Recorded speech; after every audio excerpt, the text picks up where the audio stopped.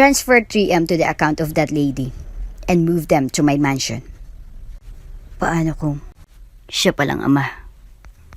Kung bago ka pa lang sa channel neto, ibang kwento ni Ate Jane, istorya mo, ikwento ko. Huwag kalimutang pindutin ang notification bell at subscribe button. Bumuhos ang ulan na tila langit na umiiyak, dumadagundong sa bawat kalsada ng Maynila. Sa gitna ng trapikong halos hindi gumagalaw, isang motor ang patuloy na bumabaybay sa baha. Habang sakay nito, ang isang babaeng basang-basa at nanginginig sa labig, si Selena Torres. Isang single mom na food delivery rider. Nakasukbit sa kanyang likod ang isang maliit na backpack na kulay asul. At yakap-yakap niya ang anak niyang si Elia. 6 na taong gulang, maputla, may lagnat, at inuubo ng malalim. Parang sinasakal ang baga. Sandali lang anak, malapit na tayo. Anas ni Selena habang sinisikap i-balance ang motor sa madulas na kalsada. Ramdam niyang init ng katawan ni Elia na halos umuusok sa kanyang likod. Kapit lang anak, huwag kang bibitaw. Sa kabilang lane, nakaupo sa likod ng tinted na Rolls Royce, si Leonardo Villaruel. Isang bilyonaryo na bihirang lumabas sa publiko. Kilala siya bilang matapang, misteryoso, at walang kinikilalang kalaban sa mundo ng negosyo. Ngunit sa kabila ng kanyang yaman at impluwensya, may isang puwang sa kanyang puso na hindi kayang punan ng pera.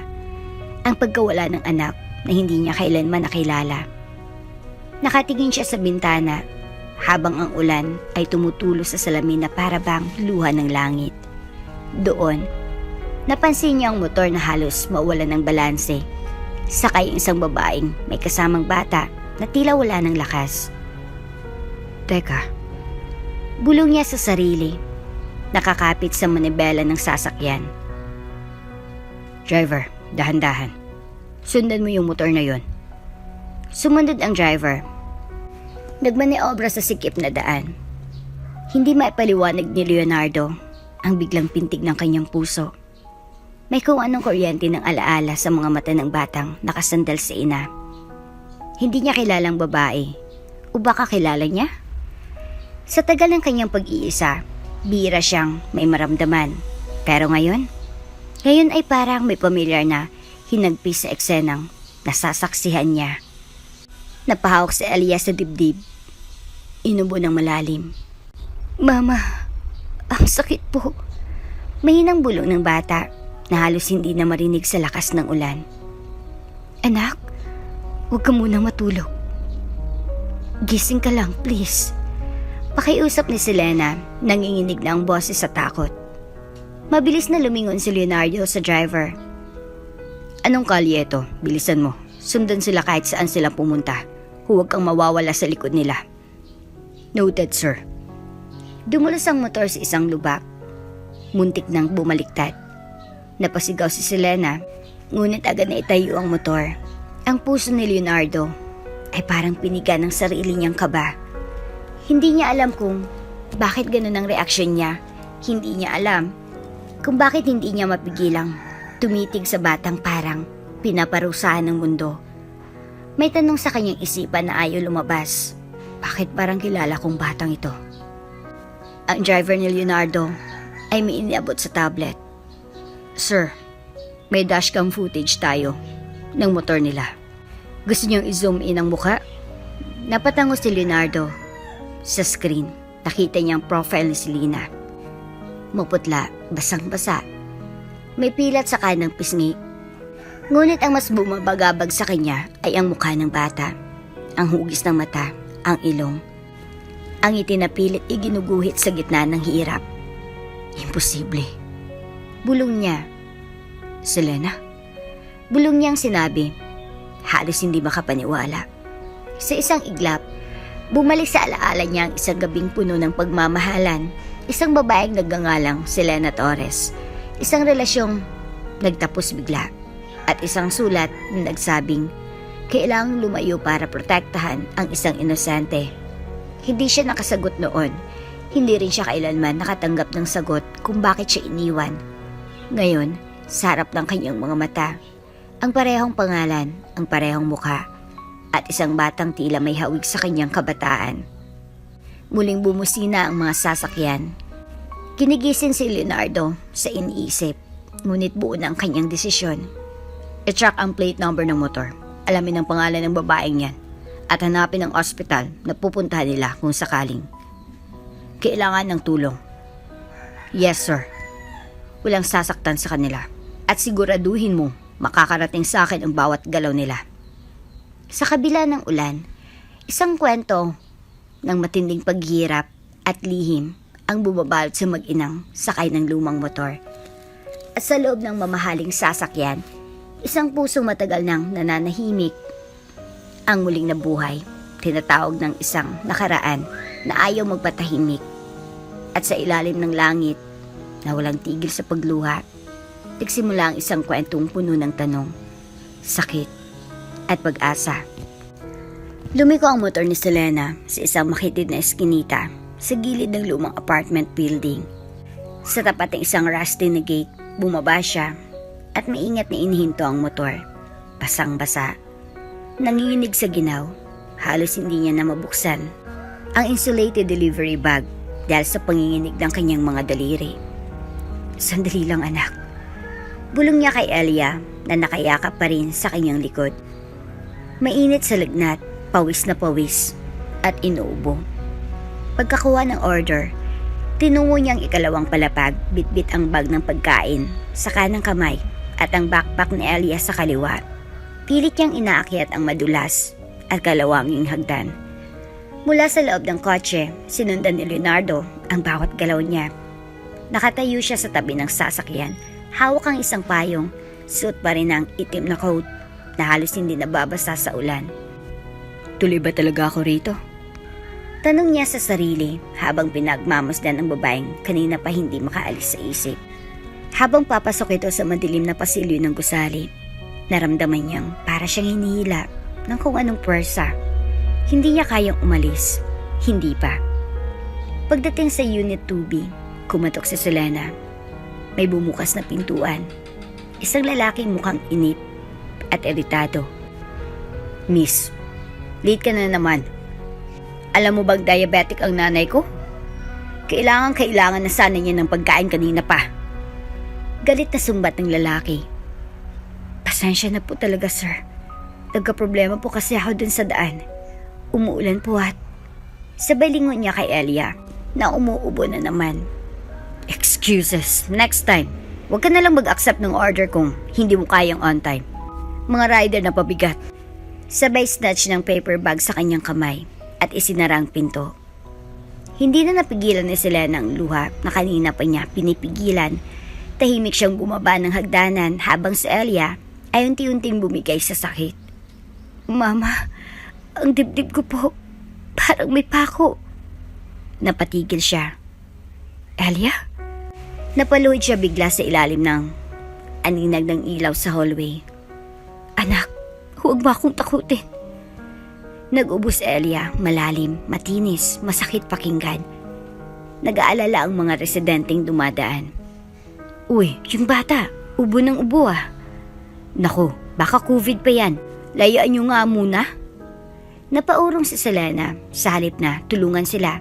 Parang mga anino sa dilim ang mga tao. Nakatingin, nanguhusga, walang pakialam. Sa ibaba, si Leonardo ay hindi na nakatiis. Binuksan niya ang payong at mabilis na umakyat ng hagdanan. Hindi niya alintan ng putik sa sapatos niya, ni ang alinlangan ng amoy sa pasilyo. Ang tanging nasa isip niya ay ang batang nasa bingit ng panganib at ang inang basang-basa, nanginginig sa lamig at takot. Pag-akit niya sa second floor, doon niya nakitang eksena. Si Selena ay nakaluhod, yakap ang anak, basang-basa. At tila wala ng pag-asa mula sa itaas ng hagdanan. Ang mukha niya ay bahagyang natatabunan ng dilim. Ngunit sapat ang liwanag ng bumbilyang malapit para makita ni Leonardo. Ang pilat sa pisngi nito, ang parehong pilat ng babaeng iniwan siya noon. Ang puso niya ay biglang bumilis ang tibok. Selena, Bulong niyang sinabi, ngunit hindi siya narinig ng babae. Lumapit siya, hawak ang payong. Tinakpan ng mag-ina para kahit paano'y hindi na sila tuluyang mabasa. Miss, okay lang ba kayo? Napalingon si Selena. Sa loob ng 1 segundo, nagtagpo ang kanilang mga mata. Nanlaki ang mga mata niya sa pagkakakilala. Ngunit agad niya itong inilihis. Pasensya na po, sir. Hindi ko kayo namukhaan agad. Sandali lang po. Kailangan ko lang po siyang madala sa ospital. May sasakyan ako sa labas. Sumama ka na sa akin. Huwag ka nang tumanggi. Umiling si Selena. Hindi pa ako basta sumasama sa hindi ko kilala. Salamat po sa offer, pero kaya ko po ito. Ngunit biglang nag-ibang ihip ng hangin. Oh, Mama. Bulong ni Elia, sabay sunod-sunod na ubo. Napayuko ito at naglabas ng kaunting dugo sa tisyo. Nahawak ni Selena. Namilog ang mga mata ni Leonardo. Dugo? Natigilan si Selena. Nanginginig ang kamay. Elia, anak. Huwag ka muna magsalita, okay? Kaya natin to. Hinawakan ni Leonardo ang braso ni Selena. Pakiusap. Sasama ka na. Ngayon na. Hindi na ito tungkol sa pride. Buhay na ng anak mong nakataya. Saglit na katahimikan, hawak-hawak pa rin ni Leonardo ang payong. Habang ang ulan ay tila bumabagyo sa labas. Sa dulo ng hallway, may isang matandang babae ang sumilip. Selena, anak. Sumama ka na sa kanya. Huwag ka nang matigas. Hindi ka namin matutulungan dito. Huminga ng malalim si Selena. Sige. Pero ako magdadala sa kanya. Ako ang nanay niya. Tumango si Leonardo. Walang problema. Basta makaligtas lang ang bata. Sabay silang bumaba ng hagdanan. Hawak ni Selena ng bata sa dibdib. Habang si Leonardo ay hawak ang payong sa kanila.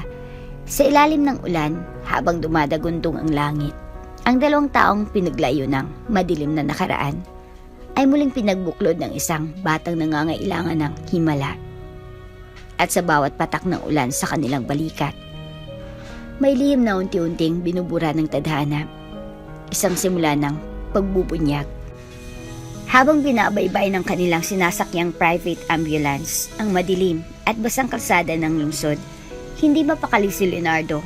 Tahimik na nakaupo si Selena sa tabi ni Elia. Hawak-hawak ang kamay ng anak na nakapikit at nanginginig sa lagnat. Sa bawat hinga ni Elia ay may tunog ng paghihirap. Tila sinasakal ng sakit ang kanyang maliit na katawan. Ngunit sa isip ni Leonardo, may ibang ingay na mas malakas pa sa ulan sa labas. At sa tibok ng puso niya ngayon, ang tinig ng nakaraan, Selena Torres. Isang pangalang bumalik sa kanya na parang lintik na tumama sa dibdib niya. Isang gabing puno ng halakhak ng mga pangakong hindi natupad at ng halik na parang huling paghinga. Lahat iyon ay binuhay ng isang sulyap lang sa mukha ng babae kanina. Ang parehang pilat sa pisngi, ang parehang hugis ng mata at ang higit sa lahat, ang pangalan. Flashback, 7 taon nang nakalipas. Ang gabi malamig. Ngunit ang loob ng maliit na rest house sa Tagaytay ay mainit sa saya. Doon nang dinala ni Leonardo si Selena, isang waitress noon sa isang corporate event ng Villarreal Group. Hindi niya may paliwanag kung bakit nahulog siya agad. Wala itong makeup, wala itong mamahaling alahas. Ngunit ang bawat ngiti nito ay parang liwanag sa pusikit na dilim ng kanyang mundo. Hindi mo ba ako tinatakot? Tanong noon ni Selena habang tinatanggal ang apron. Bilyonaryo ka. Ako, wala lang. Hindi ko kailangan ng pangalan. Kailangan ko ng totoo. Sagot ni Leonardo sa bayakap mula sa likod. Sa buong 1 taon, palim silang nagkikita sa yate, sa tagong kondo, sa mga resort na malayo sa mata ng publiko. Iyon lang ang tanging paraiso ni Leonardo, si Selena. Sa likod ng kanyang posisyon, pera at responsibilidad, nahanap niyang katahimikan sa simpleng babaeng iyon. Ngunit isang araw, bigla na lang itong nawala. Wala na sa trabaho, walang social media, walang text, walang tawag. Wala nang kaibigan nito, tila nakalimot. Hanggang sa 1 linggo matapos itong maglaho, natanggap niya ang isang sulat. Isang sulat na tumapos sa lahat. Leonardo, kailangan kong lumayo. Hindi dahil hindi kita mahal. Diyos ko, mahal kita ng higit pa sa sarili ko. Pero may isang buhay na kailangan protektahan. Isang inosenteng kaluluwang hindi dapat madamay sa gulo ng mundo mo. Patawad kong hindi ko kayang ipaliwanag. Patawad kong ang pagmamahal ko ay kailangang isuko para sa kanyang kinabukasan. Selena, iyon lang. Walang ibang paliwanag. Nagalit siya, nagtanong, naghanap. Pero walang sagot, walang bakas. Para bang naglaho sa hangin ang babaeng naging buong mundo niya. Hanggang sa gabing ito, hanggang sa makitang muli ang mukhang iyon sa ilalim ng ulan. Pitpit ang isang batang may lagnat, may mata na halos salamin ng sariling kabataan ni Leonardo. Napalingon siya kay Elia, tulog ito. Ngunit ang nooy puno ng pawis, may kaunting tilamsik ng dugo sa sulok ng labi. Tanda ng malalim na ubo kanina. At kahit sa gitna ng paghihirap, naroon pa rin ang itsurang pamilyar. Ang hugis ng labi, ang ilong, lalo ng mata. Pwede bang? Hindi niya maituloy ang tanong. Napansin niyang nakatingin sa kanya sa Selena. Malamlam ang mata. Hindi ko pa rin maintindihan. Bakit ikaw ang sumulpot sa gabing ito, Leonardo? Tahimik muna si Leonardo. Pinikit niya ang mga mata at huminga ng malalim. Hindi ko alam kung totoo kang ikaw. Kung ikaw pa rin yung babaeng minahal ko noon. Bumaling ng tingin si Selena sa anak. Bakit mo pa ako hinanap? Matagal na akong wala sa mundo mo. Dahil hindi kita matanggal sa isipan ko. Tapat niyang tugon. At ngayon nakita ko kay Elia ang mga matang yun. Selena, anong totoo? Sino siya? Nanigas ang balikat ni Selena. Para siyang sinampal ng hangin. Leonardo, hindi ngayon. Aniya, nanginginig ang boses. Ang mahalaga ngayon, mabuhay ang anak ko. Tumango si Leonardo, pilit na nilunok ang nabubuong hinala sa dibdib.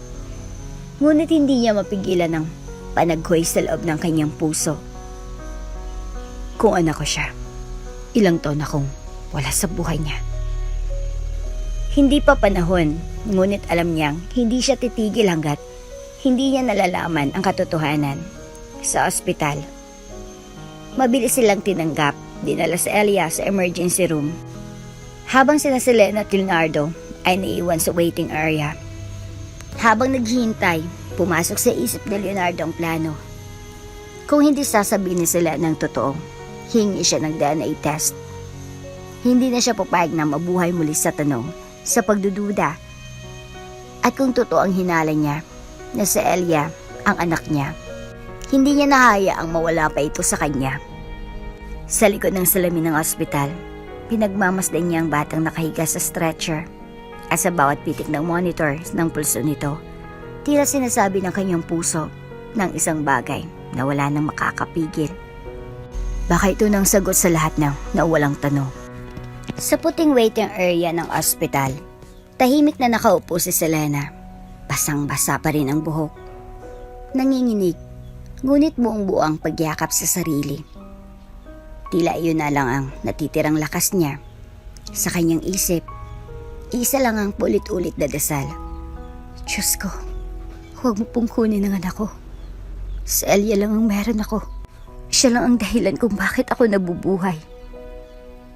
Habang tahimik siyang nagdarasal, pilit niyang ikinukubli ang nanginginig na kamay. Sa kabila ng lamig ng aircon, ang pawis sa kanyang batok ay tila apoy ng matinding takot. Hindi niya alintana ang lalaking nakaupo sa kabilang bahagi ng waiting area. Leonardo Villarreal, ang bilyonaryong muling bumangon sa kanyang alaala. Ang lalaking minsang minahal. At ang lalaking iniwan niya dahil sa isang pangakong kailangan niyang tuparin kahit masakit. Tahimik lang si Leonardo. Ngunit sa loob niya, isang digmaan ng damdamin ang sumisiklab. sa bawat hinga ni Selena. Sa bawat hikbi nitong pilit tinatago, lalo siyang tinutulak ng konsensyang gumigising muli. Makialam ba siya? O hayaang magpatuloy ang mag-ina sa laban nilang mag-isa? Tumingin siya sa pintuan ng ER, kung saan dinala sa Elia. Gusto niyang pasukin, gusto niyang yakapin ang batang iyon at sabihin, nandito na ako. Hindi ka na kailangang maghirap. Pero may tanong sa isip niya na mas matinis kaysa sa pag-iyak ni Selena. Karapatan ko ba? Sir Leonardo. Sabay lapit ang kanyang assistant, si Marco. Nasa private room po sila. Pero hindi pa rin bumababa ang oxygen saturation ng bata. Malala po talaga. Tumango si Leonardo. Pilit na pinapatatag ang sarili. Magpadala ng team ng private doctors. I-request ang top pulmonologist. Pakicheck kung may ECMO support. At Marco, i-transfer mo ang 3 milyon sa account ng nanay. Gamitin niya kung saan niya gustong gamitin. I don't care. Namilog ang mata ng assistant. Yes, sir. Right away po. Isa pa. Dagdag ni Leonardo. Halatang nakatitig sa kawalan. Sabihan ng security, walang media, walang lalapit sa batang hanggat hindi ko sinasabi. Ibigay mo ang buong ospital kung kinakailangan. Napatay si Selena nang marinig ang mga huling salitang iyon. Anong ibig mong sabihin? Halos mabulong pero may halong kaba ang boses niya. Nagharap sila. Saglit na katahimikan, parang dalawang alon na muling nagbanggaan. Hindi mo kailangang magpaliwanag. Ani Leonardo, marahan. Pero gusto kong tumulong. Bakit ngayon? Dahil ang ba nakita mong nahirapan kami? Dahil sa awa? Nangingilid ang luha sa mga mata ni Selena. Hindi. Dahil may kasalanan ako sa inyo. At hindi ko hayaang ulitin ko ang parehong pagkakamali na hayaang mawala ang isang bata na baka dapat ako ang nagpalaki. Saglit na nabingi si Selena sa mga salitang iyon. Hindi mo alam ang buong kwento, Leonardo. Aniya halos bulong. Hindi mo alam ang sakit na dinanas ko. Ang magabing. Hindi ako makatulog. Sa takot kung paano ko bubuhayin si Elia. At parang sinasapian ng damdamin si Leonardo. Lumapit siya, hawak ang malamig na palad ni Selena. Alam ko, at ayokong tadasin mo pa yan. O siya. Biglang bumukas ang pinto ng ER. Lumabas ang doktor. May hawak na clipboard. Miss Torres, kailangan nating i-admit si Elia sa ICU. Hindi magandang response niya sa initial na meds. Posibleng kailangan ng intubation. Delikado na po kung di maagapan. Napaatras si Selena. ICU? Pero mabilis na lumapit si Leonardo. Doc, ilipat siya sa Villarreal Medical Wing. Ako nang bahala sa lahat ng gastos. Ipaglaban niyo ang buhay ng bata, kahit anong halaga. Tumango ang doktor. Yes sir, agad po. Napaupo si Selena sa bangko. Wala nang lakas. Napasapo siya sa mukha. Umiiyak ng tahimik.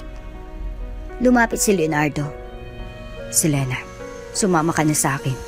Sa mansyon. Doon siya gagamutin. May sariling medical team ako. Hindi mo kailangang mag-alala sa pera. Umiling si Selena.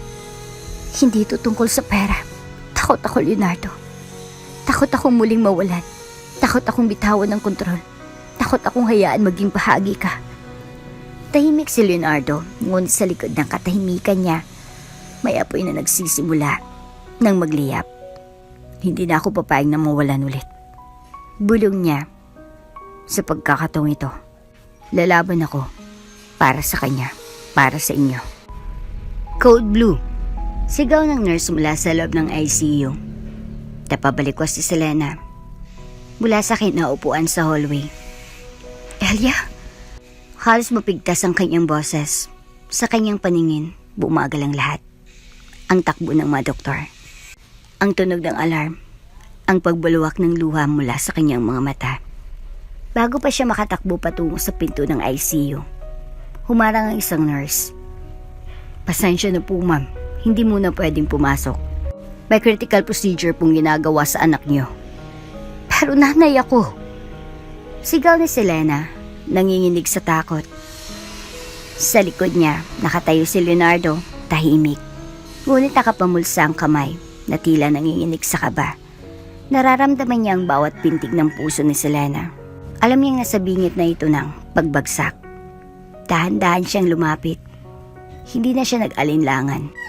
Paglapit niya, hinawakan niya sa balikas si Selena. Hayaan mo ako. Mahinang sabi ni Leonardo. Kung hindi mo ako kayang pagkatiwalaan ngayon, intindihin mo. Ako lang may kakayahan at koneksyon para maisalba siya agad. Napalingon si Selena. Sa mata ni Leonardo, nakita niya ang damdaming matagal niya nang itinatanggi na wala na. Pagmamahal, pag-aalala at pagsisisi. Hindi na siya kumibo. Paglabas ng doktor, bit-bit ang chart. Napailing ito. Kailangan na po talagang dalhin si Alia sa isang mas kumpleto at specialized na pasilidad. Hindi sapat ang gamit namin rito. May fluid na sa bagay niya, delikado po. Walang inaksayang sandali si Leonardo. Kinuha niyang cellphone at tumawag. Ihanda ang air ambulance. Emergency extraction. May bata. 6 na taon.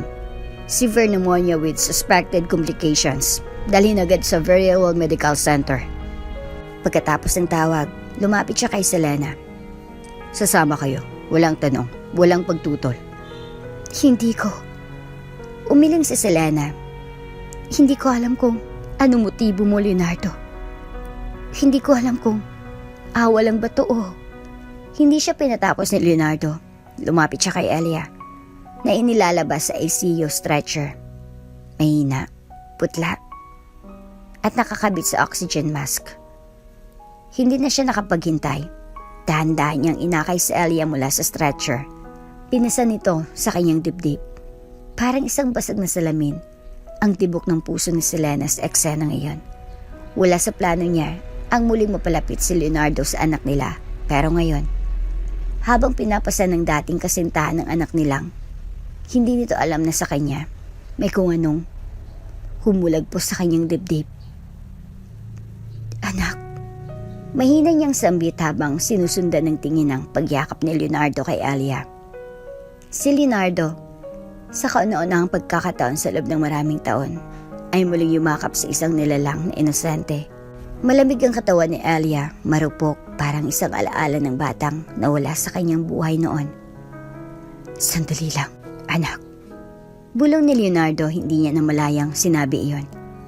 Huwag bibitawan ng laban. At doon, bumigay si Selena. Napalood siya sa sahig ng ospital.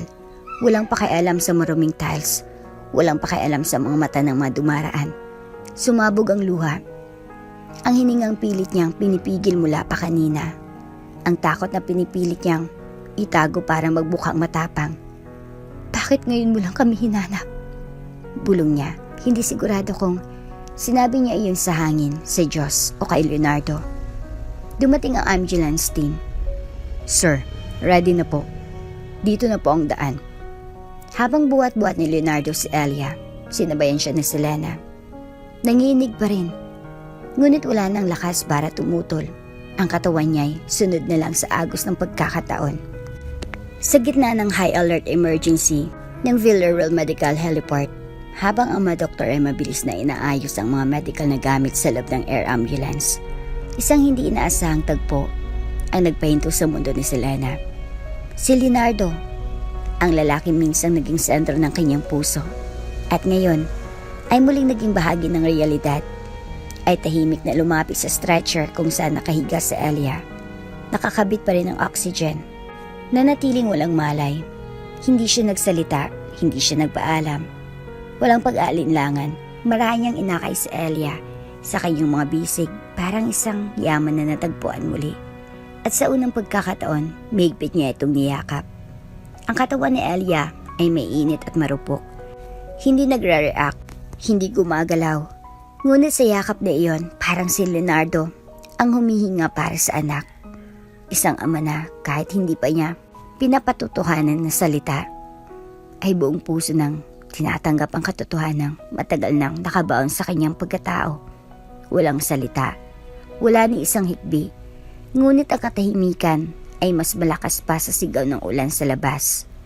Nang makita iyon ni Selena, parang may sumabog sa damdamin niya.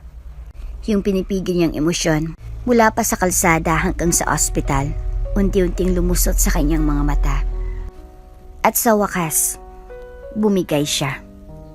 Leonardo. Bulong niya mahina, halos bulong pero puno ng sakit. Bumagsak ang kanyang katawan sa gilid ng stretcher. Itinakip ang mga palad sa mukha. Ang luha niya ay hindi na mapigil.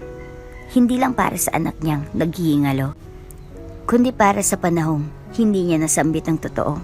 Para sa mga gabi ng pagkakahiwalay, para sa mga taon ng katahimikan. Hindi ko na kaya. Hingal ni Selena. Hindi ko na kayang magpanggap na kaya ko. Sumapit si Leonardo, inabot ang isang kamay at marahang hinaplos ang likod niya. Hindi mo na kailangang kayanin mag-isa. Bulong niya. Nandito na ako, Selena. Ang mga tao ng ospital, ang mga nurse, ang mga security at staff ay nagsimulang magbulungan sa paligid. Si Leonardo Villarreal yan, di ba? Yung CEO ng Villarreal Group. Teka, yung babae. Siya yung single mom na viral kahapon, di ba? Ang bata, anak niya ba yun? Hindi yan ginagawa ni Mr. Villarreal kahit kanino. Bakit sobrang close nila? May relasyon ba sila dati? Mabilis kumalat ang haka-haka, pero wala nang pakialam si Leonardo. Ang nakikita lang niya ay ang payat na batang may tubo sa ilong. At ang babaeng minsang minahal, iniwan, at ngayon biglang bumalik kasamang isang mahalagang dahilan. Selena. Bulong niya habang pinupunasan ng luha nito. Please, sumama na kayo sa akin. Huwag mo na akong itaboy. Saglit na katahimikan. Hindi ko alam kung dapat pa akong maniwala sa iyo. Ani Selena, tinatanggap ang panyo mula kay Leonardo. Hindi ko hiningi ang buong tiwala mo. Hinihingi ko lang ang isang pagkakataon para sa anak natin. Kung siya man talagang anak natin. Nabitaw ni Selena ang panyo. Muling tubas ang kanyang tingin kay Elia. At sa sandaling iyon, hindi niya na kailangan ng DNA test o confirmation sa paraan ng pagyakap ni Leonardo. Sa paginig ng kamay nito habang hinahaplos ang buhok ni Elia, alam niyang ramdam nito ang koneksyon. Anak natin. Ulit ni Selena, mahina. Tumango si Leonardo. Oo. At hindi ko na siya pababayaan. Ipinagpatuloy ng mga nurse ang paglipat kay Elia sa loob ng air ambulance. Si Selena at Leonardo ay pinayagang sumama sa biyahe. Sa sandaling iyon, wala nang mayaman o mahirap. Walang galit, walang pride. Isang ina, isang ama, at ang kanilang anak na nangangailangan ng milagro. Habang sumasara ang pinto ng air ambulance, isang reporter ang nakasingit sa gilid ng gate kumuha ng litrato sa eksena. Leonardo Villarreal. Buhat ang batang may sakit at yakap ang isang babaeng hindi kilala sa lipunan. Sino siya? At sa gabing iyon, nagsimula ng umugong ang isang balitang hindi nila napaghandaan. Isang pamilyang bumalik mula sa anino ng nakaraan. Ang Villarreal Medical Center ay isang imposibleng tahimik na lugar sa gitna ng abalang lungsod. Ngunit sa silid, 809, ang katahimikan ay parang isang pader na bumabalot sa lahat ng damdaming gustong kumawala. Doon, nakahiga si Elia, nakastabilize matapos ang matinding atake. Nakakabit pa rin ang oxygen cannula sa ilong niya habang tumutulong swero sa kaliwang kamay. Bumaba ng lagnat, ngunit nanatili ang kahinaan sa kanyang katawan. Ang bawat paghinga niya ay matagal ngunit pantay na. Tila sinasabi ng kalangitan na hindi pa tapos ang laban. Nakahawak sa kamay ni Elia si Selena, nakaupo sa tabi ng kama. Matagal nang gising pero hindi pa rin makapaniwala sa bilis ng mga pangyayari. Sa loob lamang ng iilang araw, Ang mundong pilit niyang pinapatatag sa sarili niyang balikat ay biglang lumindol sa pagdating ni Leonardo. Hindi niya alam kung paano tatanggapin ang tulong na ito. Hindi niya alam kung ito ba ay may kapalit o kung ito'y sukli sa isang nakaraang hindi kailanman nagbigyang linaw. Tahimik na bumukas ang pinto. Pumasok si Leonardo. May dalang mainit na sabaw sa thermal container. Nakatitig sa bata. Sa kadahan-dahang lumapit, inalapag ang pagkain sa mesa. Hindi ko alam kung kakain ka. Aniya halos pabulong. Tumango si Selena ng mahina. Salamat. Umupo si Leonardo sa kabilang gilid ng kama. Pinagmasdan niya si Elia. Sabay na patingin sa batang kaliwang mata nito. May maliit na nunal. Eksaktong pareho sa kanya nung bata pa siya. Hindi na siya makatiis.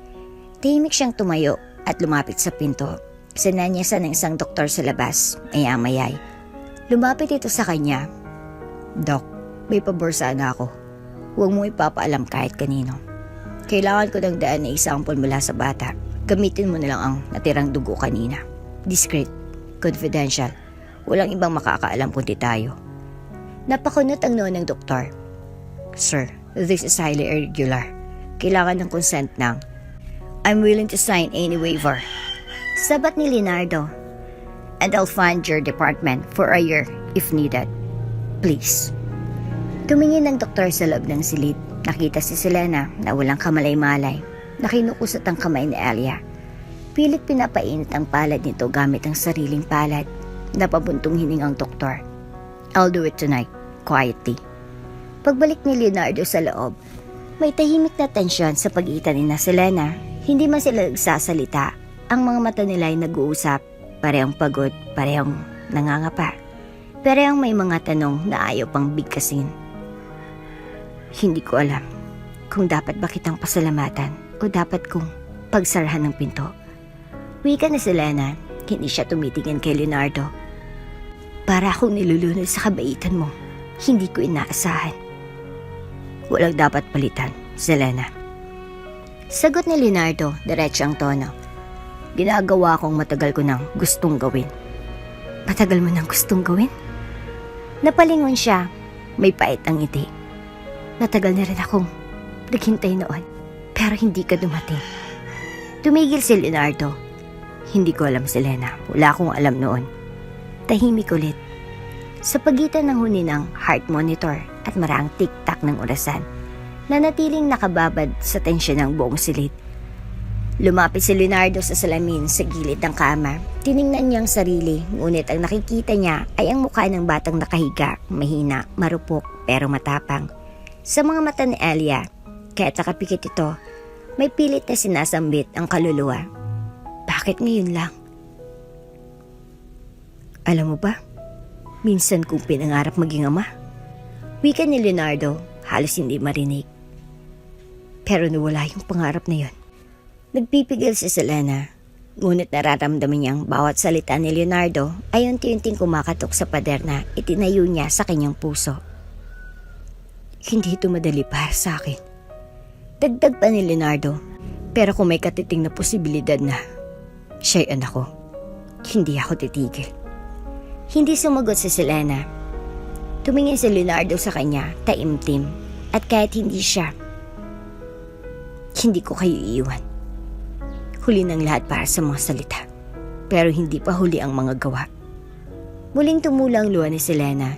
Hindi niya alam kung ito ba ay dahil sa takot, pagod, o dahil sa pag-asang pilit niyang nilalabanan. Pwede ba akong manatili rito ngayong gabi? Tanong ni Leonardo, halos may kaba. Saglit siyang pinagmasdan ni Selena. Sige, mahinang sagot niya. Pero huwag mong kakalimutan, kahit anong sabihin mo, hindi mo pa rin alam ang lahat. Tumango si Leonardo. Kaya nga nandito ako para malaman. Habang unti-unting lumalalim ang gabi, nanatili silang magkatabi sa tahimik na silid. Sa labas ng bintana, bumubuhos ang ulan, parang sinasariwa ang bawat sakit. Ngunit sa likod nito, may pangakong paglinaw ng ulap. At sa bawat pagtingin ni Leonardo kay Elia, lalo niyang nararamdaman, may koneksyon silang hindi mapuputol. Tahimik ang buong silid sa loob ng Verelwell Medical Center suit. Tanging ang mahina at pantay na tunog ng heart monitor ni Alia ang maririnig. Nakahiga pa rin ang bata. Maputla ngunit bahagyang kumalma mula sa matinding pagsubo kanina. Ang oxygen mask ay nakapwesto pa rin at ang maliit niyang dibdib ay marahang umaangat sa bawat hinga. Nasa isang sulok ng silid si Selena, nakatayo sa tabi ng bintana habang si Leonardo ay tahimik na nakaupo sa isang silya malapit sa kama. Kanina pa siya pinagmamasdan ni Selena, hindi dahil sa takot, kundi dahil sa bigat ng damdaming. Hindi niya na kayang ikubli. Sa loob ng maraming taon, kinikimkim niya ang sakit, ang galit, ang tanong. At ngayon magkasama silang muli. Habang nasa bingit ng panganib ang kanilang anak, wala na siyang dahilan para hindi ilabas ang lahat. Bumuntong hininga siya, malalim, mabigat. Leonardo. Tawag niya, bagyang nanginginig ang boses. Kailangan nating mag-usap. Tumango si Leonardo, agad na tumayo. Sige, pakinggan kita. Tumalikod si Selena mula sa bintana. Nilapitan siya at tumigil sa harap nito. Wala nang takas, wala nang dahilan para magpaligoy-ligoy. Buntis ako nang iniwan kita. Diretsong sabi niya, wala nang pag-aalinlangan. Nanlaki ang mga mata ni Leonardo, parang biglang pinagsakluban ng langit at lupa ang kanyang mundo. Hindi siya agad nakapagsalita. Selena, anong ibig mo? Huwag kang magpanggap na hindi mo alam. Putol niya agad. Alam ko. Siguro para sa'yo, yun ay isang fling lang, isang libangan, isang lihim na relasyon na pwede mong iwanan ng pag nasawa ka. Pero para sa akin, totoo yun. Totoo ang lahat. Selena, hindi ko. Huwag. Singhal niya. Tumulang ang unang luha. Wala ka man lang sinabing paalam. Wala kang ipinakitang intensyon. Napanindigan ako. At nung araw na pinili kong umalis, ang tanging iniisip ko ay ang anak natin. Ang batang lumalaki sa sinapupunan ko na kailan may hindi mo nalaman dahil pinili mong manahimik.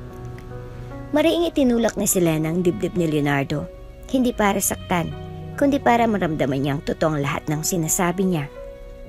Akala mo ba madali para sa akin yun?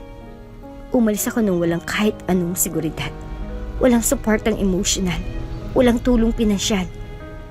Hindi ko alam kung paano ako mabubuhay, pero tiniis ko.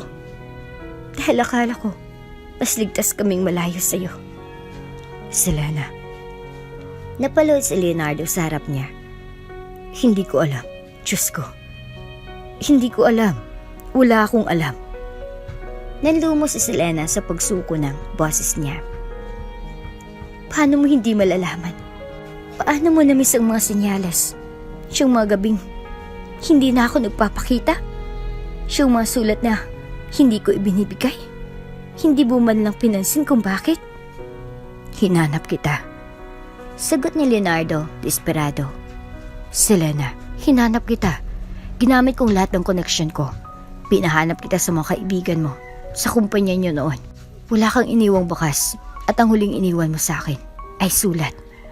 Napatigil si Selena. Yung sulat. Akala ko babasahin mo lang at makakalimutan mo. Hindi. Mariing tugon ni Leonardo. Araw-araw ko yung binabasa at araw-araw ako nagtatanong. Sinong pinoprotektahan mo? Anong tinatakbuhan mo? Wala akong natanggap na sagot. Hanggang ngayon. Lumingon si Selena sa higaan ng anak nila. Si Alia. Mahina niyang sambit. Siyang pinoprotektahan ko noon. Siyang dahilan kung bakit ako umalis. Pero bakit mo ako pinarusahan sa pamamagitan ng pagkawala niyo?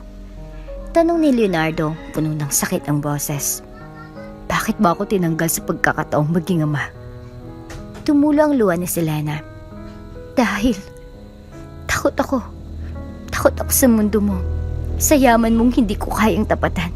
Sa mga taong pinalilibutan ka. Ayokong lumaki si Alia sa lugar kung saan hindi siya magiging sapat. Hindi mo lang ako binigyan ng pagkakataon. Bulong ni Leonardo. At ngayon ko lang siya nakilala. At baka mawalan agad ako. Hindi ko yun ginusto. Sagot ni Selena, pero hindi ko rin alam kung Anong buhay ang bumungad sa amin kung nagpakita ako noon? Tahimik ang silid, tanging pag-iyak ni Selena ang naririnig. Lumapit si Leonardo, marahang hinawakan ng balikat niya. Selena, pwede pa nating buuin to. Hindi ko hinihingi ang lahat ngayon. Pero kung papayag ka, gusto kong magsimula bilang ama, kahit doon lang muna. Lumingon si Selena, walang salitang binitawan, ngunit sa likod ng kanyang mga mata, may damdaming unti-unting pinapahintulutan ang posibilidad. Sa tabi nila, si Elia ay tulog pa rin, ngunit sa bawat paghinga niya, tila may mensaheng dinadala para sa dalawang pusong muling pinagtagpo ng panahon. Simulan niyo ulit. Sa tahimik na silid ng ospital, habang mahimbing pa rin ang tulog ni Elia, nakaupo sa sofa si Selena at si Leonardo.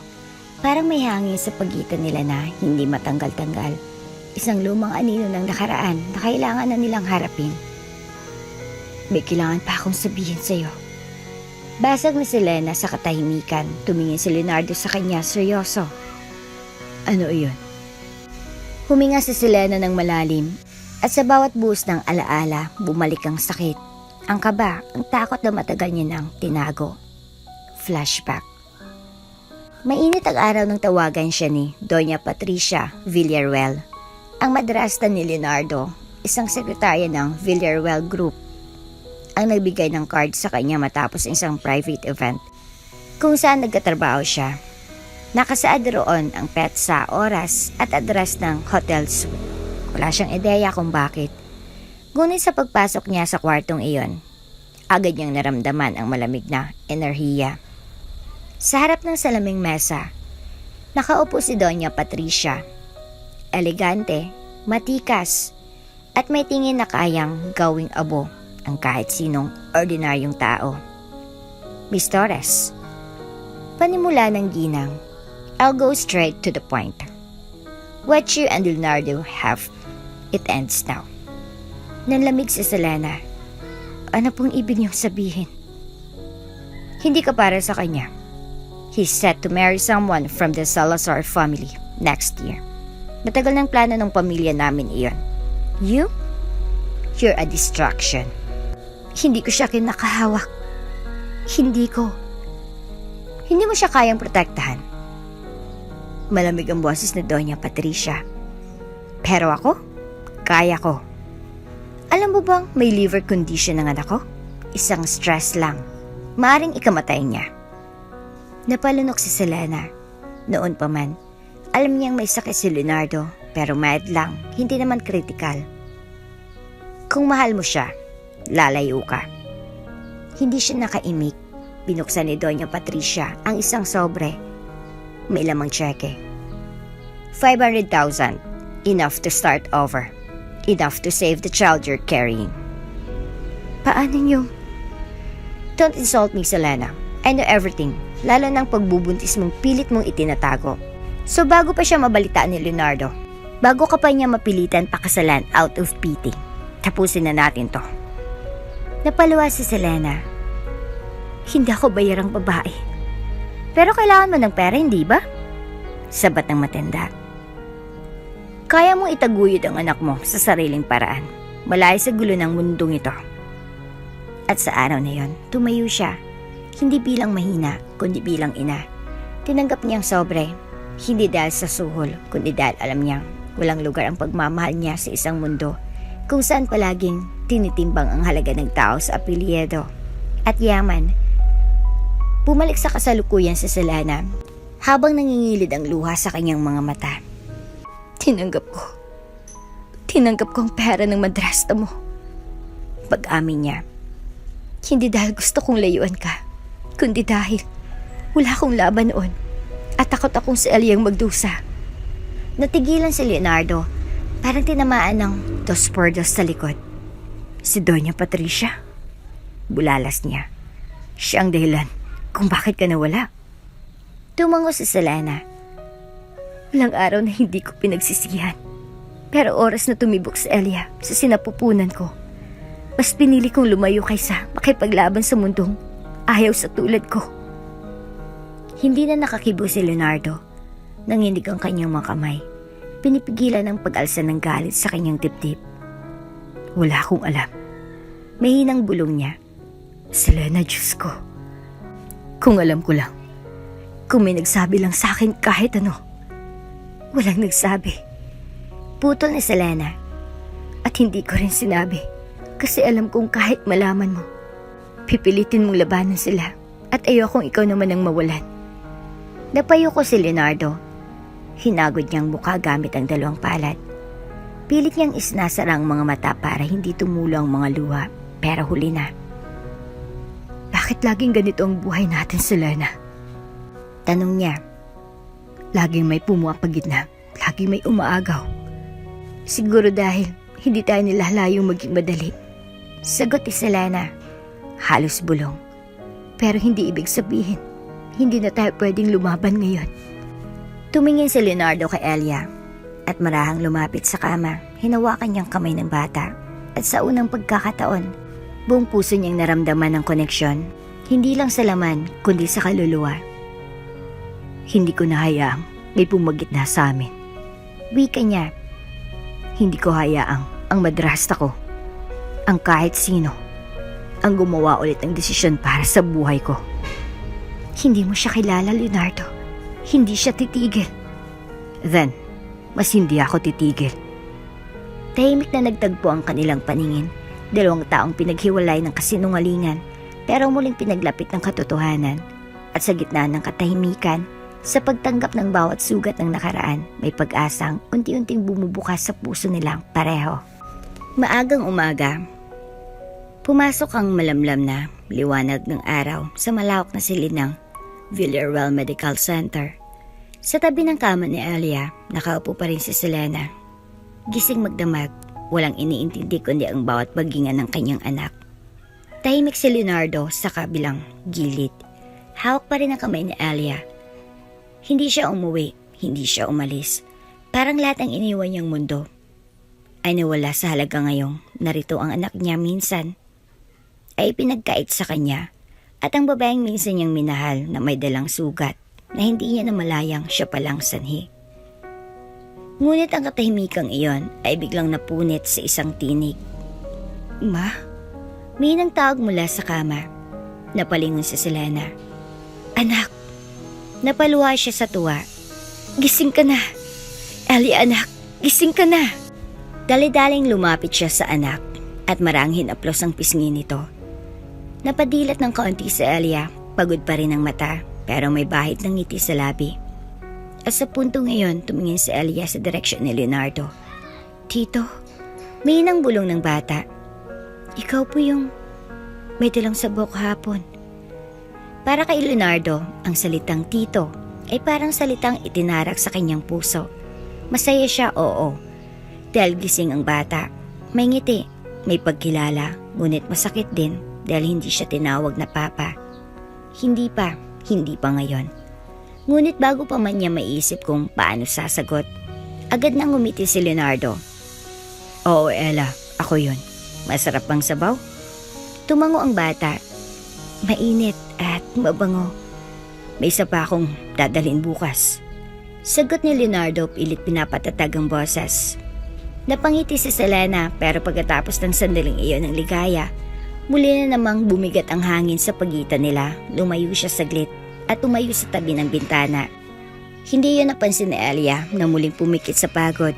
Mabilis siyang nakatulog muli. Lumapit si Leonardo kay Selena. Baka pwedeng dito na muna kayo. Di ko kayo pipilitin, pero mas magiging ligtas kayo rito, lalo na siya. Napailang si Selena, dahan-dahan pero may bigat. Hindi kami pwedeng umasa sa iyo, Leonardo. Napakunot noo si Leonardo. Bakit hindi? Dahil darating ang araw na mapapagod ka rin. Sagot ni Selena. At ayoko masanay ang anak ko na sa mundong maaring mawala ka sa isang iglap. Hindi ko kayang panoorin muli siyang masaktan. Hindi ako aalis, Selena. Mariing sabi ni Leonardo.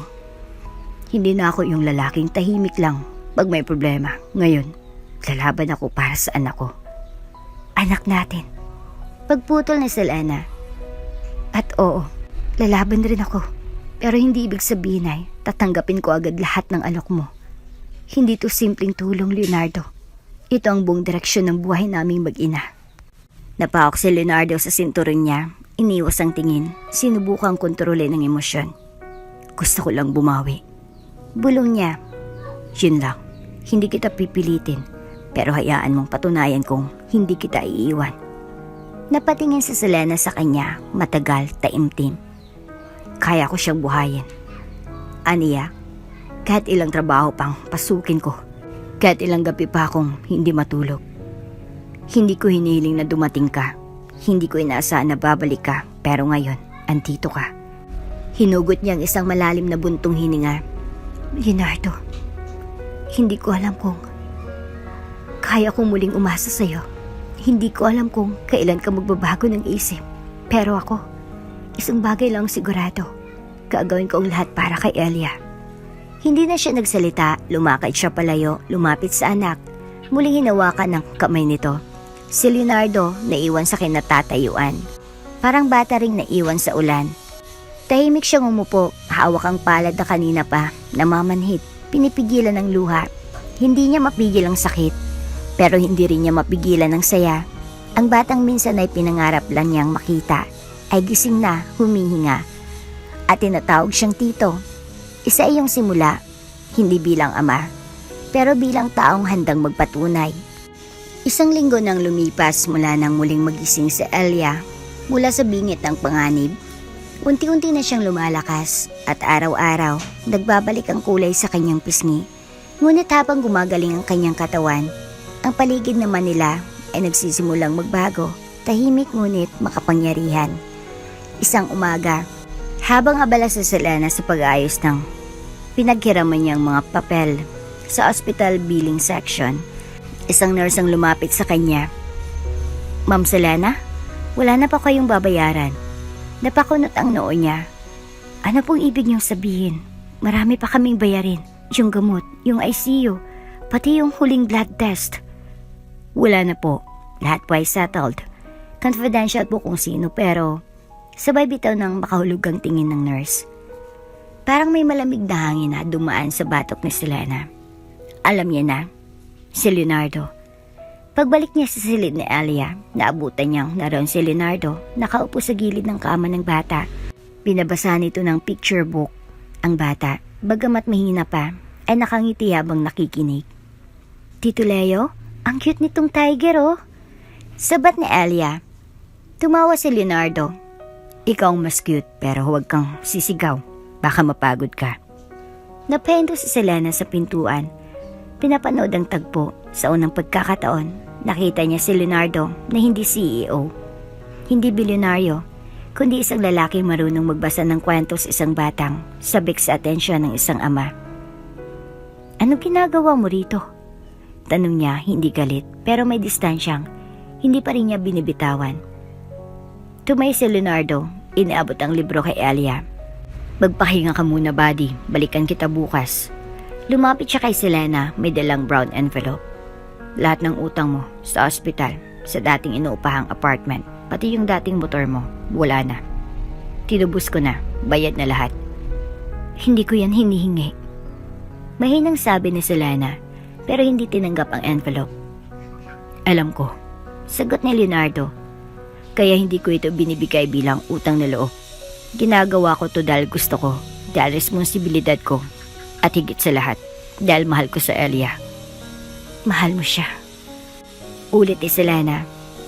Pero paano mo mamahalin ng isang batang halos 7 taon mong hindi kilala? Sa bawat araw na kasama ko siya ngayon. Sagot ni Leonardo. Naaalala ko kung paano ko siya dapat kasama noon. Tahimik si Selena. Mahal ko rin ang nanay niya. Dagdag ni Leonardo halos pabulong. Alam kong hindi mo pa ako pinapatawad. Pero kung darating ang araw na yon, sana andito pa rin ako. Pagkalipas ng 2 araw, isang SUV ang huminto sa tapat ng ospital. Lumabas si Marco, ang assistant ni Leonardo, at may iniabot na blueprint kay Selena. Ano to? Tanong niya, hawak-hawak ang plano ng isang maliit na bahay.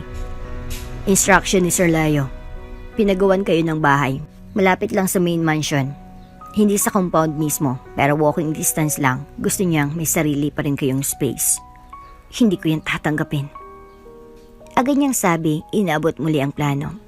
Ma'am, sabat ni Marco, may title na po. Nakanim po kay Elia. Napatigal si Selena, wala siyang masabi. Lumipas ang mga araw. Lumipas sila ni Elia sa bagong bahay, isang modernong bungalow. May 2 silid, simpleng hardin at may sariling reading nook para kay Elia. Hindi ito enggrande pero puno ng pag-aalaga. Walang engranding kagamitan pero halatang bawat sulok ay inisip para maging tahanan. Araw-araw, bumibisita si Leonardo. Minsan may dalang bulaklak, minsan prutas. Pero ang madalas niyang bitbit, oras at atensyon. Magkwento ka ulit ng tiger, Tito. Sabik na sigaw ni Elia tuwing hapon. Minsan, sa pagitan ng pagbabasa, tahimik lang si Selena sa kusina, nagmamasid. Hindi niya maitago sa sarili na unti-unti lumalambot ang puso niya. Lalo na tuwing tatawa si Elia. Lalo na tuwing titingin si Leonardo sa anak nila na parang buong mundo niya ito. Ngunit hindi lahat ay tahimik. Isang araw, habang namimili sa grocery malapit sa subdivision, may 2 babaeng nag-uusap malapit kay Selena. Yung nakatira raw sa likod ng mansyon. Siya daw yung single mom na may anak sa CEO. Totoo ba yun? Naku, sinabihan ako ng kumpare ko sa Verialwell Holdings. Nagpapatayuran ng trust fund ang boss nila para sa bata. Di sila na? Napatungo si Selena, gusto niyang lumubog. Gusto niyang sigawan ng mundo. Na wala siyang sinasakal, wala siyang kinukontrol. Pero sa halip, pinilit niyang ngumiti, kinuha ang bayad at umalis. Pag-uwi niya, nadatnan niyang magkayakap sa sofa si Elia at Leonardo. Parehong nakatulog, parehong payapa. At doon niya muling naalala, wala siyang kontrol sa sasabihin ng iba, pero may kontrol siya sa katotohanan nila. At sa puntong iyon, sa kalmadong katahimikan ng hapon, binulungan niyang sarili ng isang bagay na dati ay takot siyang banggitin. Siguro, pwede pa. Sa isang tahimik na opisina sa loob ng Villarreal Medical Center, nakaupo si Leonardo sa harap ng mesa ng doktor.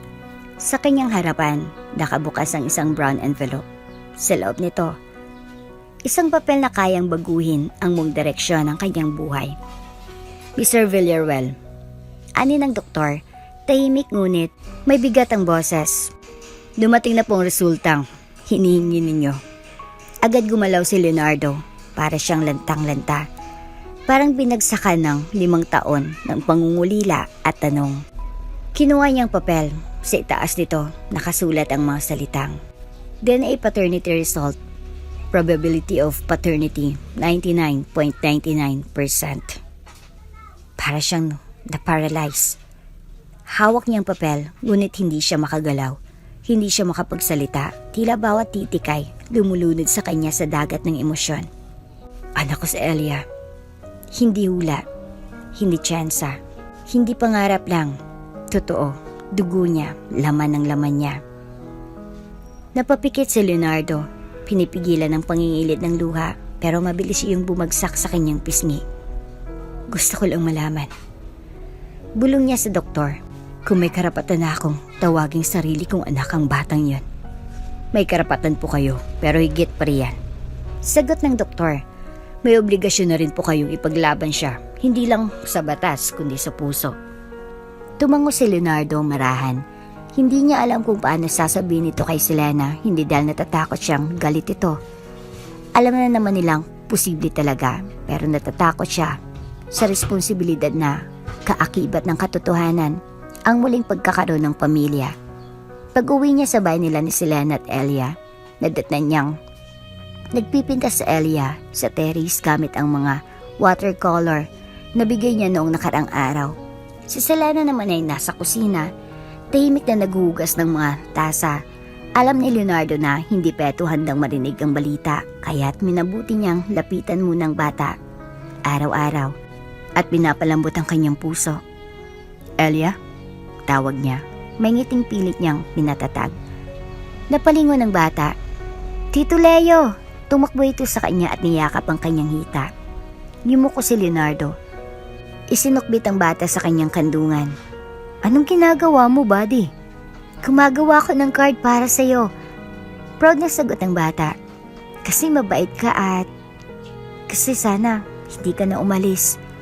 Napangiti si Leonardo pero may kirot sa dibdib. Hindi ako aalis. Sagot niya. Hindi na.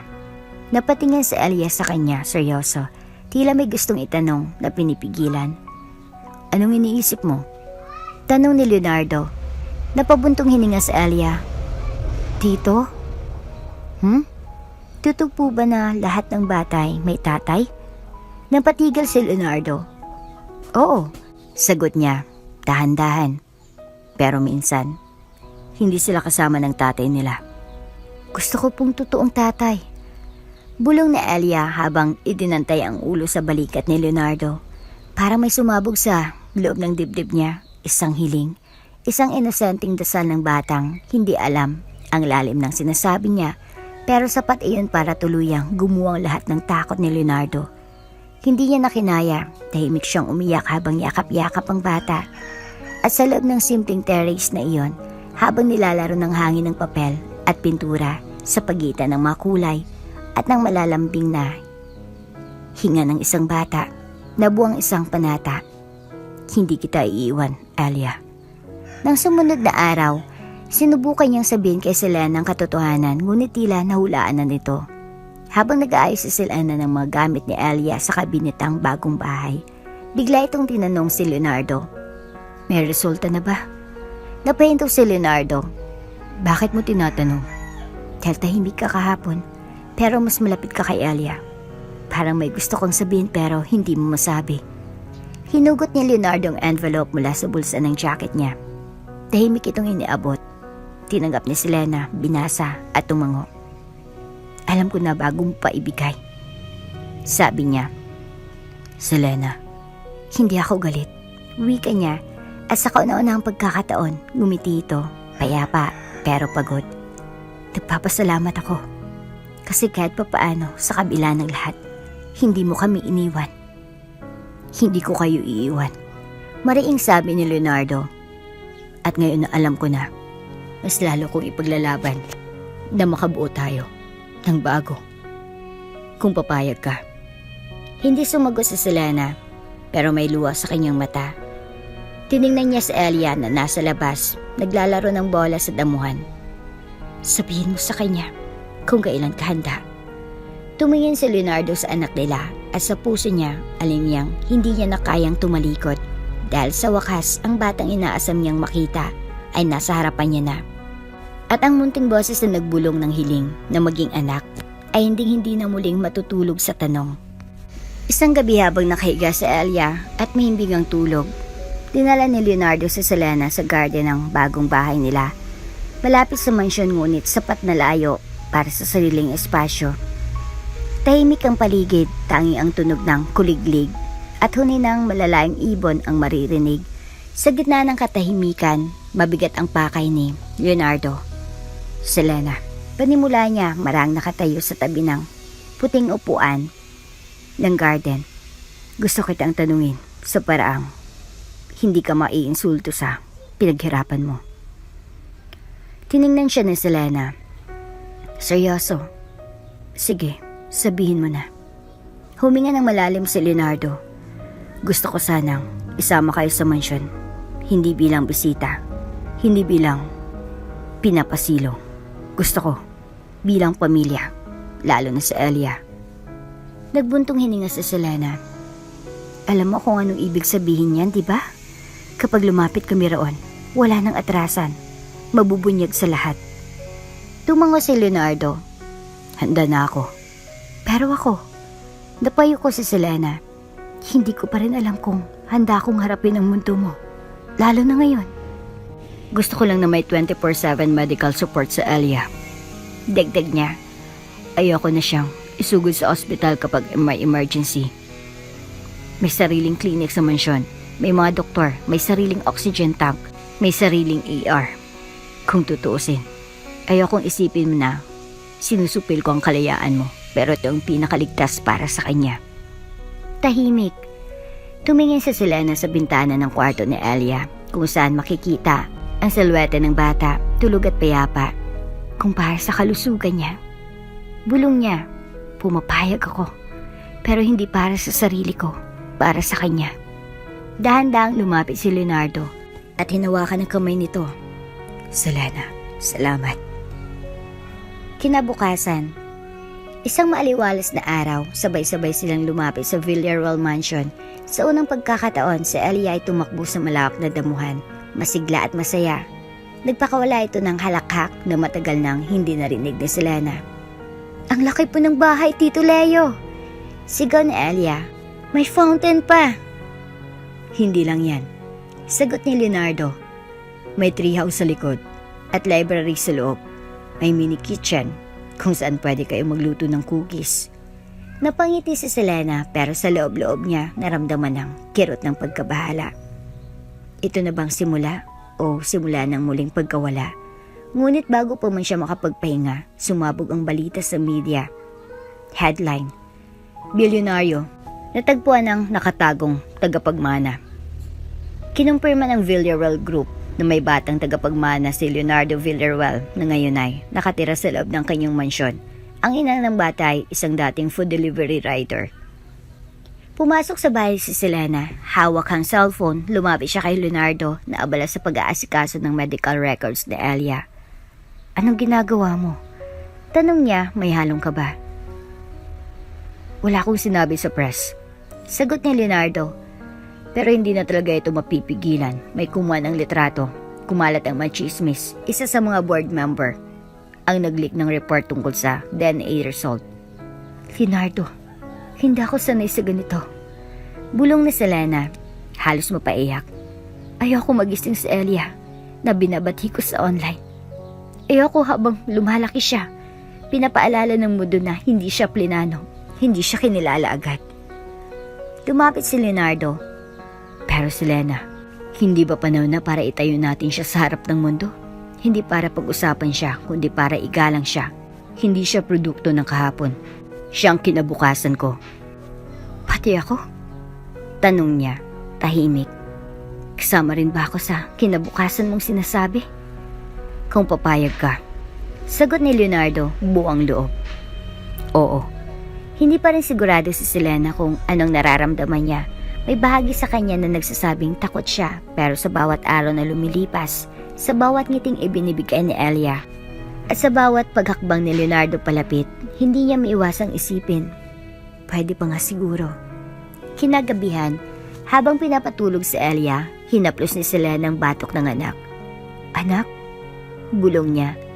Handa ka na bang malaman kung sino talaga si Tito Leo? Napadilat si Elia. Siya po yung tatay ko, diba? Nanlamig si Selena. Paano mo nalaman? Kasi po, ngumiti ang bata. Kanya nang tingin niya sa akin. Yung parang pagtingin ni Mama, pero sa ibang paraan. At gusto ko po yun. Napaluha si Selena minsan ang puso ng batang pinakatotoo.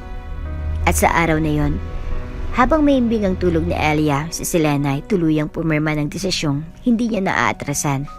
Kung may bagong buhay na inaalok, marahil panahon na ring tanggapin. Isang umaga, habang abala si Selena sa pagtutupi ng madamit ni Elia, at si Leonardo naman ay nasa study room ng mansyon, isang itim na limousine ang huminto sa harapan ng Villarreal Estate. Bumukas ang pinto at bumaba ang isang babae. Elegante, mahigpit ang mukha. At ang bawat hakbang ay parang bagyo.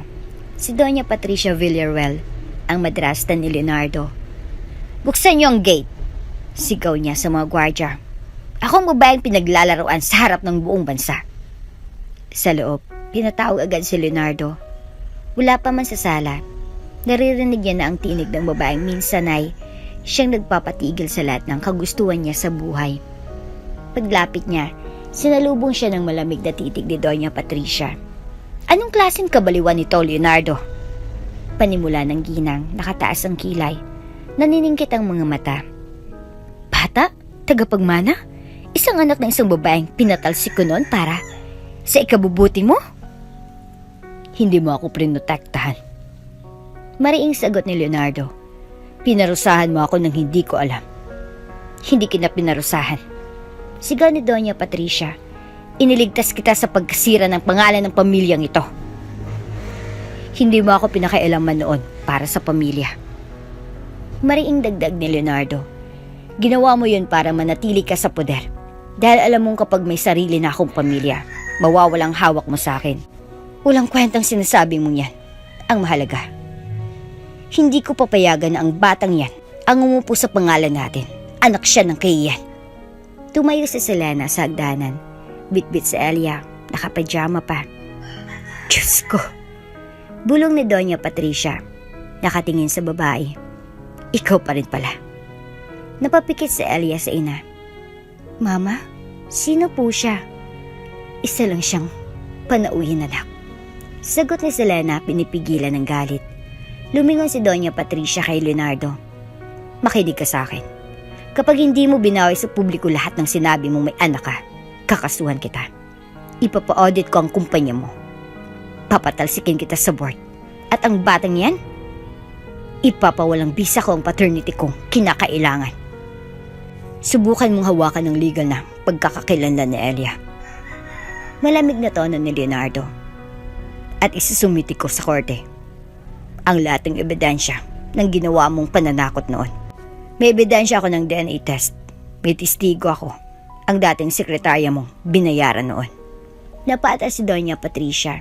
Hindi siya sanay na matapang si Leonardo.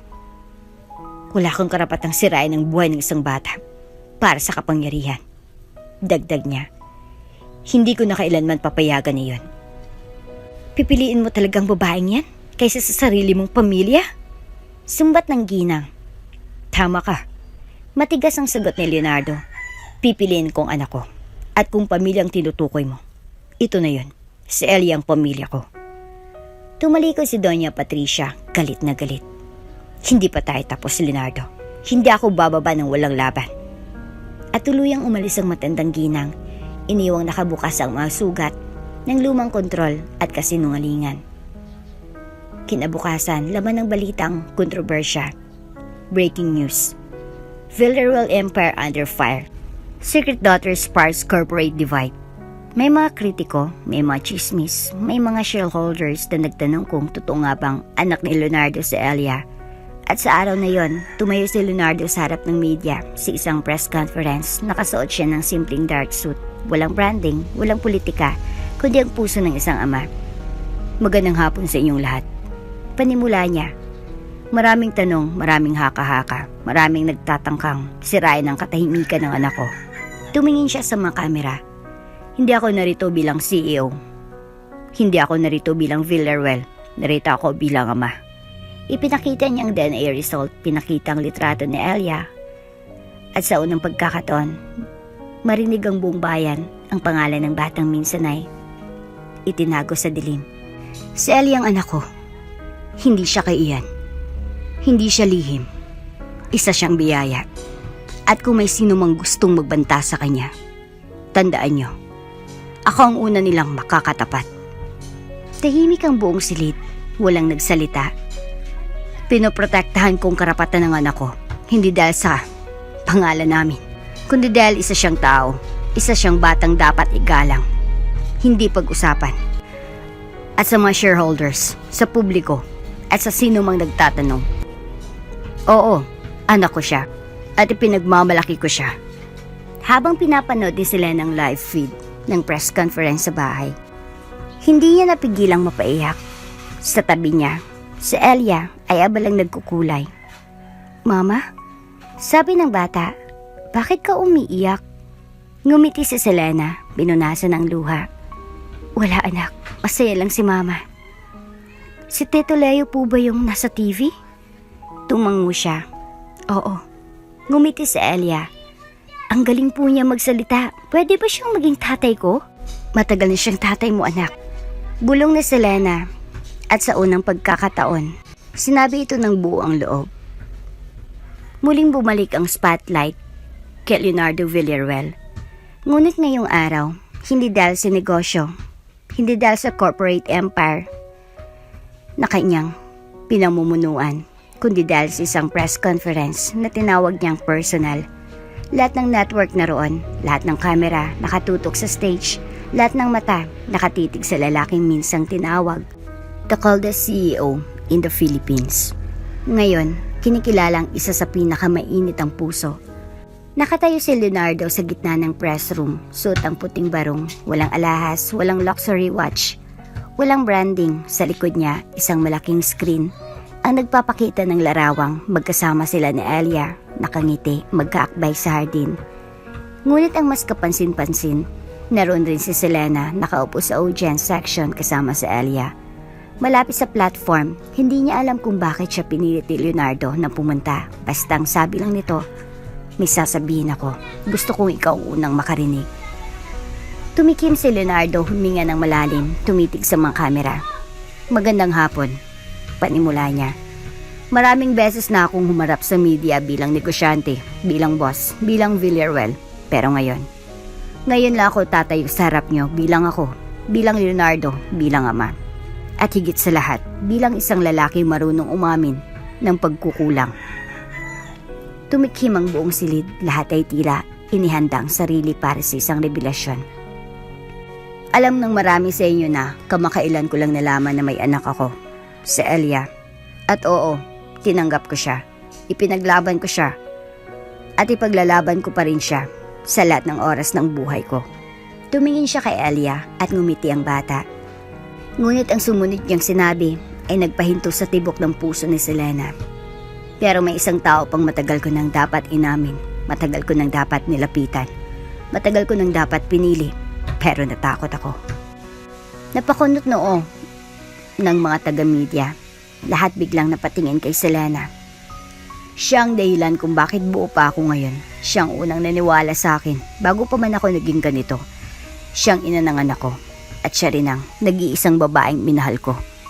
Nanlaki ang mata ni Selena, hindi niya inasahan iyon. Hindi sa ganitong lugar, hindi sa ganitong paraan. Tumikim ulit si Leonardo, nanginginig ang kamay. At kung maaari, ngayon ko sana gustong gawin ang dapat kong ginawa noon pa. Mula sa bulsa ng kanyang barong, inalabas niya ang isang maliit na kahon. Humarap siya sa direksyon ni Selena. Habang lahat ng kamera ay lumapit sa kanya, dahan-dahan siyang bumaba mula sa entablado. Nilapitan si Selena at lumod sa harap ng buong bansa. Halos mapalod si Selena sa gulat. Selena Torres. Bulong niya, pero buang boses. Hindi ko na kayang itago. Hindi ko na kayang bagkunwaring sapat ng pagiging tatay ko lang kay Ella. Gusto ko maging buong pamilya. Gusto kitang makasama. Hindi lang bilang ina ng anak ko, kundi bilang asawa ko. Will you marry me? Napasinghap ang buong press room. May ilang sumigaw, may ilan ang napaluha. Ngunit sa Selena, nanatiling tahimik. Hindi siya makapaniwala. Hindi dahil hindi niya alam ang sagot, kundi dahil natabunan siya ng lahat ng damdaming pilit niyang nilabanan sa mga nakaraang taon. Ang lalaki sa harap niya ay ang parehong lalaking iniwasan niya, nilabanan niya, kinakatakutan niyang muli niyang mamahalin. At ngayon, narito ito, nasa harap ng buong mundo, humihingi ng pangalawang pagkakataon. Lumod si Elia sa tabi ni Leonardo, hinawakan ng kamay ng ina.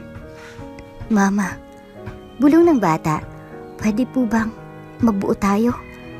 Doon na tuluyang bumigay si Selena, tumulo ang luha niya, tuloy-tuloy.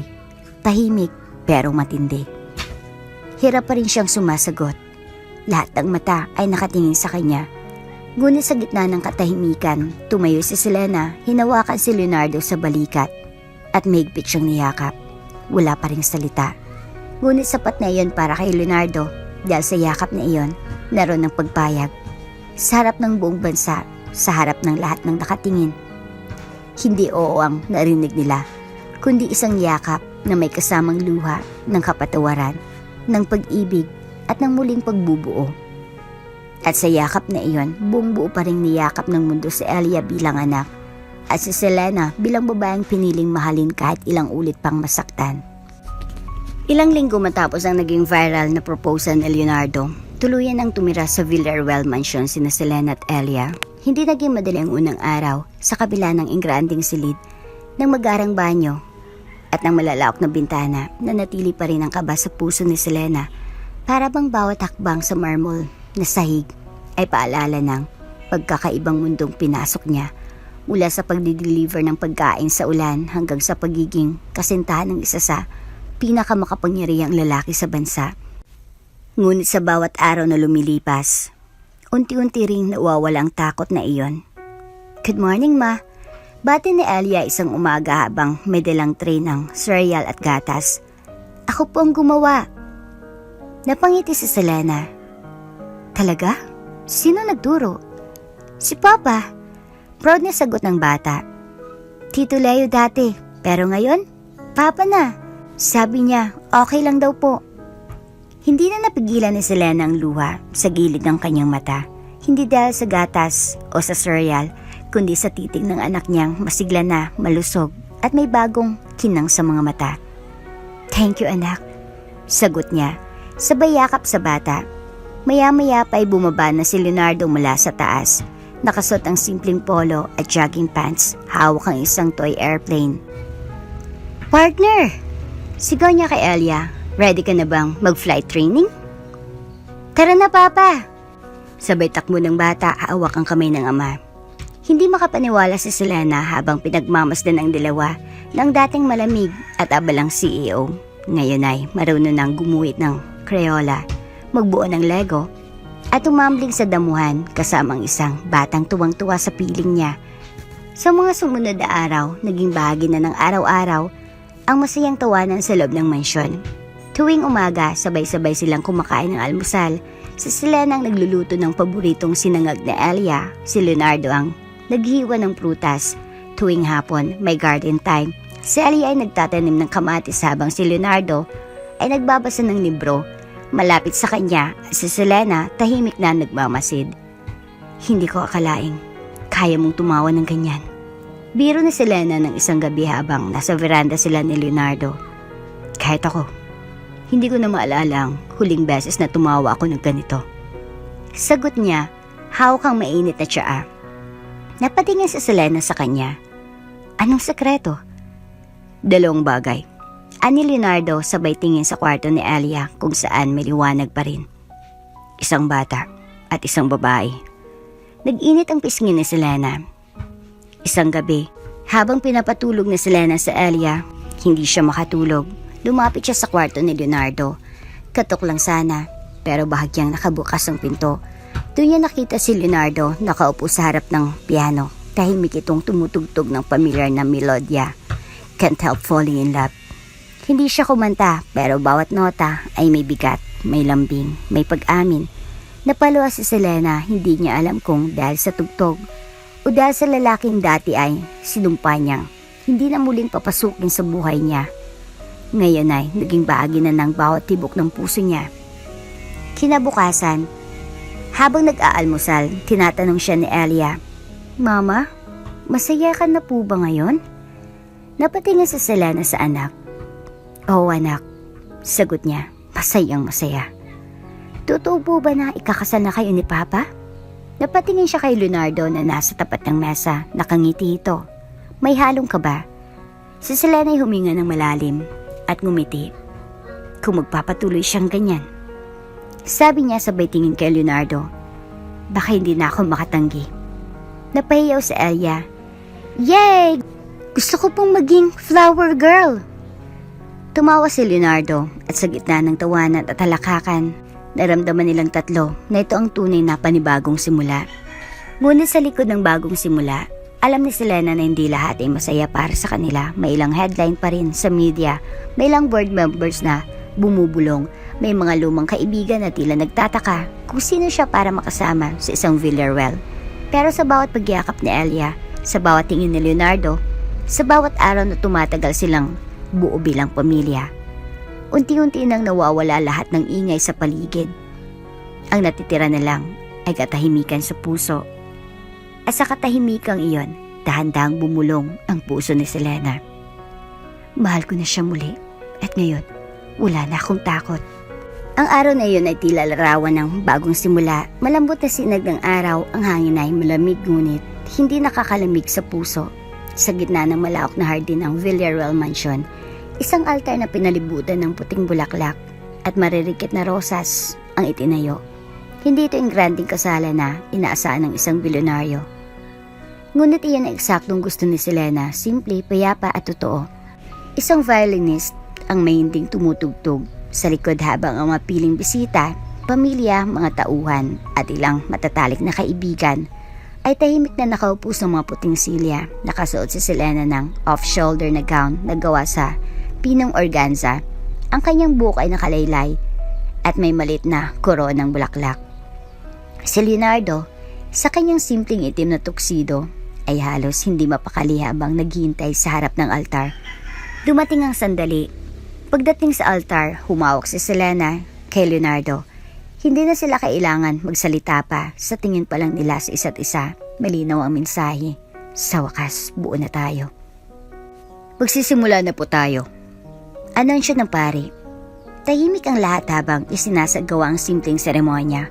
Ngunit ang tunay na kasal ay nangyari sa loob, sa bawat tingin. Sa bawat hawak ng kamay, sa bawat pintig ng pusong dati sugatan at ngayoy muling naghilom. Leonardo Villarreal. Wika ng pari. Tinatanggap mo ba si Selena Torres bilang iyong asawa sa hirap at ginhawa, sa sakit at kalusugan habang kayo'y kapwa nabubuhay? Tumango si Leonardo, lumuluha. Oo, sa bawat tibok ng puso ko. Selena Torres, tinatanggap mo ba si Leonardo bilang iyong asawa sa hirap at sa ginhawa, sa sakit at kalusugan habang kayo'y kapwa nabubuhay? Huminga ng malalim si Selena. Tumingin sa mata ng lalaking minsang naging sakit ng puso niya at ngayoy tahanan nito. Oo, at buong puso kong tinatanggap ang lalaking ito. Hindi bilang bilyonaryo, kundi bilang ama ng anak ko at ang lalaking mahal ko. Dumating na ang mga oras ng vows. Naglabas si Selena ng pirasong papel, pero pagkatapos ng isang sulyap dito, ibinulsa na lang niya ito. Tumingin siya kay Leonardo, nanginginig ang tinig niya sa emosyon. Hindi ko akalain na darating ulit ang araw na ito. Akala ko, ang bawat galaw ko ay para lamang sa anak ko, hindi para sa sarili ko. Ngunit nang dumating ka, hindi ko lang muling nakita ang ama ng anak ko. Nakita ko rin ang lalaking kaya kong mahalin kaysa pinakapayak kong anyo. Lumuha si Selena ngunit patuloy. Patawarin mo ako sa paglayo, sa pananahimik, sa pagdadala ng lahat ng mag-isa. At salamat dahil kahit gaano ako lumayo, ikaw pa rin ang humabol, ikaw pa rin ang bumalik. Tahimik ang lahat. Ilang bisitang napaiyak na rin si Leonardo, hindi na kayang pigilan ng emosyon. Siya naman ang nagsalita. Selena, akala ko noon, ang pagiging bilyonaryo ang sukatan ng tagumpay. Pero lahat pala ng kayamanan ko ay walang halaga kung wala ang dalawang taong pinakamahalaga sa akin. Tumigil siya. Tumingin kay Elia na nanonood mula sa gilid ng altar. Hindi ko kayo nakita lumaki. Hindi ko narinig ang unang iyak ng anak natin. Hindi ko na ipadama noon kung gaano kita kamahal. Pero ngayon, sa harap ng Diyos, sa harap ng lahat ng ito, pangako ko, hindi ko na kayo iiwan kahit kailan, kahit anong mangyari. Umiyak si Selena. Tumango siya habang tinatanggap ang singsing mula kay Elia. Isinot ito ni Leonardo sa daliri niya at pagkatapos siya naman ang nagsuot sa lalaki. Sa kapangyarihan ng Diyos at ng batas. Wika ng pari. Idinideklara ko kayong mag-asawa. Maari mo nang halikan ang iyong kabiyak. Hindi lang halik ang ibinigay ni Leonardo. Yumakap siya kay Selena. Mahigpit. Parang yakap ng isang taong minsan nang nawalan at ngayon ayaw nang bumitaw. Palakpakan. Si Elia tumakbo sa gitna at sumigaw. Yay! Buo ng pamilya natin! Natawang mga bisita, si Leonardo yumuko at binuhat si Elia. Totoo yan anak, simula ngayon wala nang iwanan. Kinagabihan, habang tahimik na kumakain ng pamilya sa hardin, tanong ni Elia, pwede na po ba akong matulog sa gitna niyo ngayon? Tumingin si Selena kay Leonardo at sabay silang tumawa. Pwede, sabi ni Selena, pero bukas, sarili mong kama ha? Deal! Sagot ni Elia. Sa gabi ring iyon, habang nakahiga silang tatlo sa isang kama, tumingin si Selena kay Leonardo.